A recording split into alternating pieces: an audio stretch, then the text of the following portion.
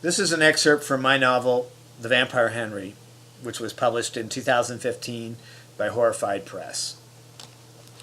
In this excerpt, the vampire Henry Lovell, who's also a struggling writer, has a run-in with his next-door neighbor, Juan.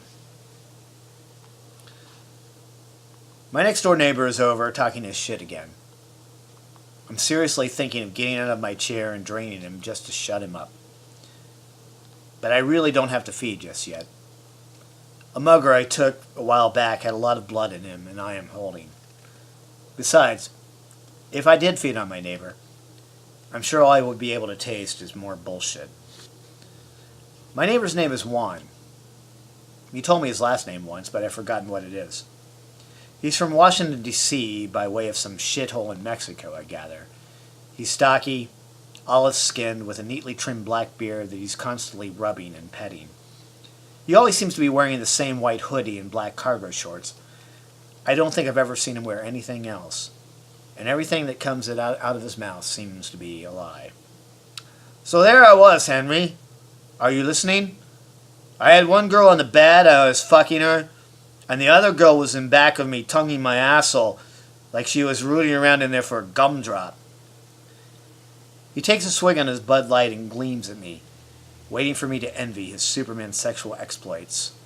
I study his face, the vampire close reading, and I can tell by the way he's blinking, by his body language, that he's lying through his teeth. He probably stayed in all night and beat off to porn. Christ, I thought I was supposed to be the writer here. I always get lucky when I go to that bar, always get laid, but that was something else, he says. He starts peeling away at the label on his beer bottle. A moment of silence for a moment that never happened. And then he adds, like he always does, "You need to get laid, Henry." I do all right, I counter. I really wish that he would leave soon. There's a lot of writing that I need to do. Shit, one says softly. You never seem to leave the house. Always typing. Well, you gotta pay the bills, Juan. You should write for the movies, Henry, instead of the magazines. Then you really get fucked for sure. I think of Faulkner and Fonte and all the other writers who bent over so they could take it up the ass for steady Hollywood money. Yes, Juan, you may have a point there. I'm doing okay, Juan, I say. Christ, I wish he would leave now. If you call this okay, he says, looking at my living room, I live better in Juarez. We sit there in silence for a few minutes.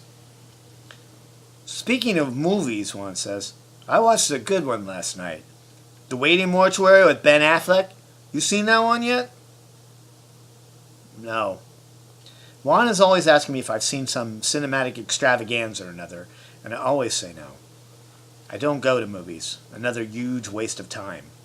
Sitting in the dark, watching testosterone adult figures smash things up, fly spaceships when real life is so much more interesting? I'll pass. Was this before or after your threesome, I say, smiling shyly. Gotcha. Oh, way before, Juan says, blinking. Fucking liar. He probably watched the damn movie 3 times last night, sitting in the house in his shorts. Sure, I say, lighting up my ex-cigarette of the night. My typewriter's upstairs in the spare room opposite where I sleep, and I can literally hear it calling to me. Yeah, that was a good one. Best vampire movie I ever saw. Vampires, huh? Oh, vampires are pretty scary, I say, smiling at him. Yeah, this was a good one. I guess the deal was, back in the olden days, people were really afraid of being buried alive. I mean, they were freaked out about it. And they had these things called waiting mortuaries, where they would put the dead for a week or so before burial, just to see if they might walk off or something. And they had these bodies in the mortuary hooked up, like ropes tied to their fingers or whatever, and then the ropes leading to bells. And the deal was, say a person came back to life, the bell would ring, and there was an attendant in another room in the mortuary. It was his job to come in and bring that person up to speed. Anyway, Ben Affleck plays like this medical student, and he gets the attendant job in one of these mortuaries. And one night, he's in the next room reading, and one of the damn bells goes off, scares the fuck out of him. And he runs into where all the bodies are, and there's this hot babe there getting off her slab or whatever. And she's a vampire, and she makes Ben Affleck a vampire too. Yeah? Jesus, the things they come up with. Maybe I should write a screenplay one of these days. Or a novel they could turn into a screenplay. The real deal. Yeah, that was pretty good. Not as good as Paranormal 2, but still pretty good. I'll burn a copy of it if you want, Henry. Only costs you $5. Juan is always offering to burn off some DVD for me for $5. It's one of the things he does to make extra dollars.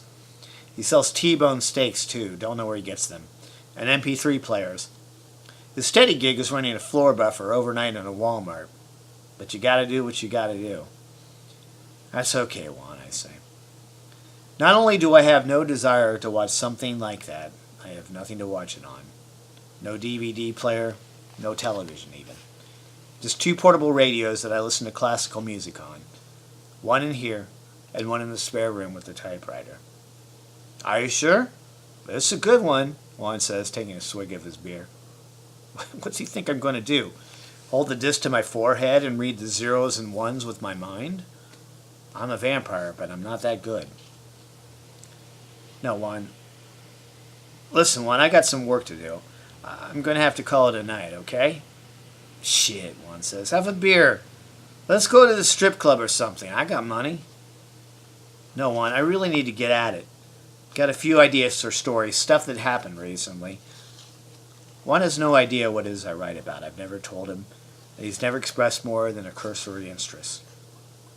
You should write about vampires, Henry, he says, laughing. Maybe I will, Juan.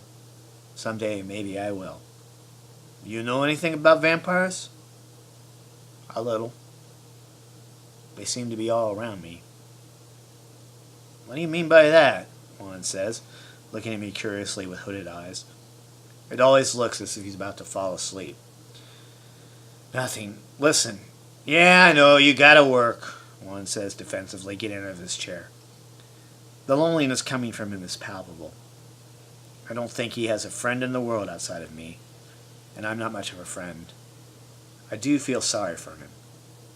He's just going to leave now, go over to his house, which is probably just as crappy as my own, dial up porn on the internet, or watch another one of his endless movies. No threesomes tonight, or any night.